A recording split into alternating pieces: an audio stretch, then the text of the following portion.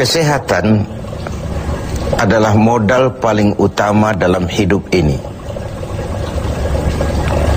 Kita hanya bisa beraktivitas, melakukan berbagai kegiatan dalam hidup ini hanya oleh karena kita memiliki sesuatu yang bernama sehat. Kecenderungan kita adalah baru merasakan pentingnya suatu nikmat kalau dia sudah berkurang atau bahkan hilang sama sekali dari diri kita. Kita baru merasakan pentingnya gigi kalau sedang sakit gigi. Kita baru merasakan pentingnya telinga kalau sudah tuli. Kita baru merasakan nikmatnya, benar-benar nikmat mata kalau sudah diserang penyakit buta. Sepanjang dia ada, normal, kita kadang-kadang kurang menjaga dan memeliharanya. Padahal Al-Quran telah mengingatkan kita, la in syakartum la azidannakum wa la in kafartum inna azabi lasyadid. Kalau kamu pandai bersyukur dalam artian menjaga nikmat, menjaga karunia yang diberikan Allah kepadamu, aku akan tambah nikmat itu kepadamu. Tapi kalau kamu ingkar, kamu tidak pandai bersyukur, kamu tidak pandai menjaga dan memelihara nikmat itu, awas, azabku itu akan pedih adanya. Begitulah. Kesehatan ini menjadi modal utama. Kita melaksanakan puasa, selesai itu kita berangkat ke masjid melaksanakan sholat tarawih, kemudian tadarus Al-Quran, bahkan ibadah haji, jihad sekalipun hanya mungkin kita laksanakan kalau kita mempunyai sesuatu yang bernama sehat. Lawan dari sehat adalah sakit. Kita manusia terdiri dari dua elemen pokok, jasmani dan rohani. Kadang kita kehilangan keseimbangan. Berpayah-payah kita mengurus rohani, berpayah-payah kita mengurus jasmani, maksud saya. Satu hari 3 kali kita mandikan jasmani kita. Kita berikan pakaian yang bagus-bagus, parfum yang wangi-wangi, pakaian yang aksesoris yang mahal-mahal untuk keindahan jasmani. Pernahkah kita berpikir seperti itu untuk menambah keindahan rohani kita? Kita hiasi dengan sifat-sifat yang baik, dengan sabar, dengan ikhlas, dengan tawadhu, dengan tasamuh, lapang dada, dan sebagainya. Begitu juga kalau kita bicara penyakit. Kita sibuk kalau diserang penyakit jasmani. Tetapi sesibuk itukah kalau rohani kita yang diserang penyakit? Al-Imamul Ghazali membagi penyakit itu dalam 2 macam. Pertama penyakit zahir, dan yang kedua penyakit batin, penyakit rohani. Apa perbedaan dari kedua penyakit ini? Yang pertama, penyakit zahir banyak dokternya. Apalagi di zaman spesialisasi sekarang ini, tinggal cari saja dokter ahlinya. Penyakit jantung ada dokternya, liver ada dokternya, paru-paru ada dokternya, ginjal ada dokternya, kulit ada dokternya. Penyakit zahir banyak sekali dokternya. Tapi penyakit batin, dokternya hanya agama dan kemauan yang kuat dari orang yang punya penyakit itu untuk mengobati diri. Sulit cari dokter yang bisa mengobati penyakit sombong, cari dokter yang bisa mengobati penyakit kikir, cari dokter yang bisa mengobati penyakit angkuh, sombong, bakhil.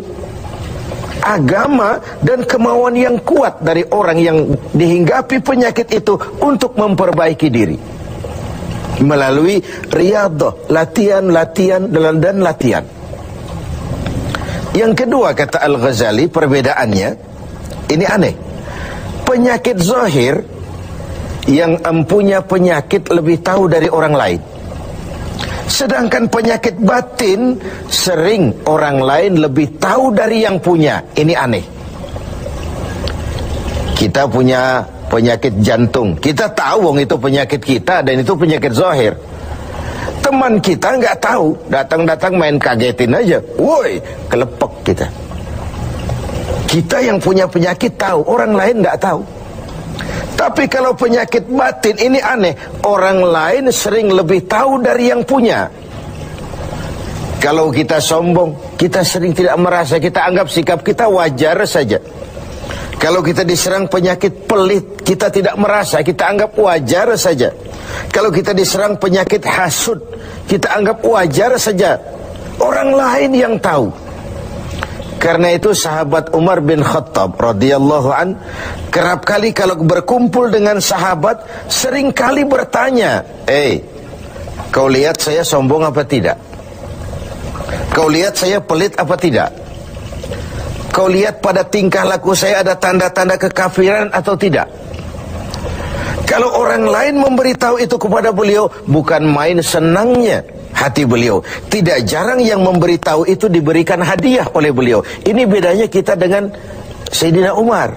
Kita diberitahu orang marah, bukan main. Kenapa gue lo urusin, diri lo aja beresin. Jangankan kita mau bertanya, melakukan introspeksi tentang kekurangan-kekurangan kita, diberitahu orang pun kadang-kadang kita salah terima. Inilah penyakit batin itu.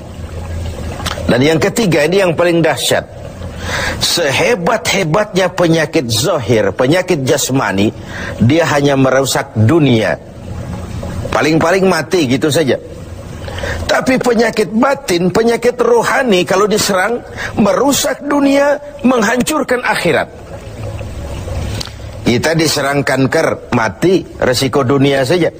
Kena ginjal, mati. Paru-paru, mati. Darah tinggi, mati. Tapi tidak berakibat akhirat.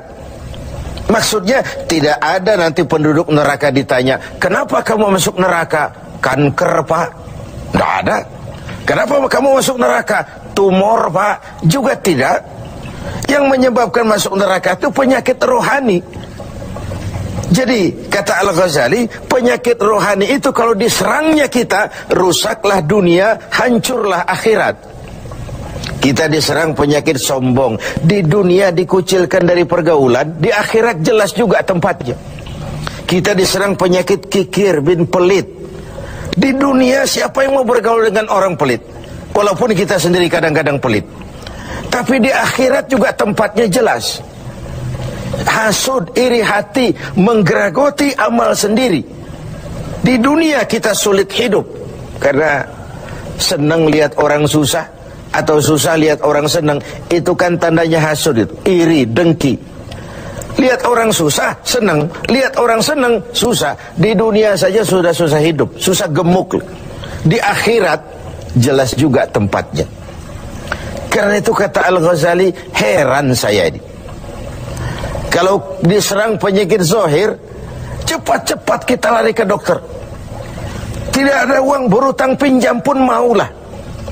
Diserang demam, diserang flu, diserang segala macam penyakit zahir, panik, cepat lari ke dokter. Atau paling tidak puskesmas yang terdekat. Puskesmas tidak berhasil, cari ke rumah sakit umum. Rumah sakit umum masih gagal, cari dokter spesialis. Tidak ada ongkos, jual apa yang bisa dijual. Karena kita tidak kepengen diserang penyakit jasmani. Tapi kalau diserang penyakit rohani, kata Al-Ghazali, kita sering tenang-tenang saja. Padahal diserang penyakit rohani itu celaka dunia, hancur akhirat kita.